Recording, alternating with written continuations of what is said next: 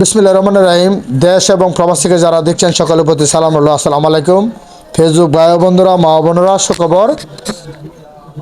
2 নং রামদি ইউনিয়ন 2 নং ওয়ার্ড থেকে রামদি বর্ষর 2 নং ওয়ার্ড থেকে তারপরে অনন্ত মন্নারপুর মিলিয়ে ওই কেন্দ্র থেকে আমাদের শরীফুল আলম সাহেব পেয়েছেন শীষের প্রতীক নিয়ে 2505টা ভোট, 2505টি ভোট পেয়েছেন এবং হাত পাকা পেয়েছেন 18টি, আর রিক্সা পেয়েছেন 566টি।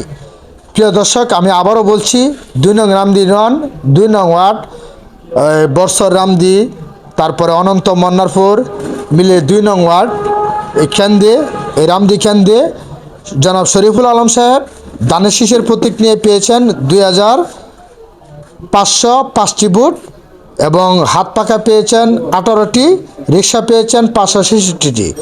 তো ওই 2 নং ওয়ার্ড থেকেও জনাব শরীফুল আলম সাহেব দানের শীষের প্রতীক নিয়ে বিজয় হয়েছেন, আলহামদুলিল্লাহ। এবং দেশ ও প্রবাস থেকে যারা শরীফুল আলম সাহেবের জন্য এবং প্রত্যেকের অধিকার এবং প্রত্যেকের নৈতিক দায়িত্ব ভোট দেওয়া ফ্যামিলিকে প্রত্যেকটা যার যার প্রতীকে ভোট দেওয়ার জন্য বলে দিয়েছেন, সকলের জন্য শুভকামনা রইল।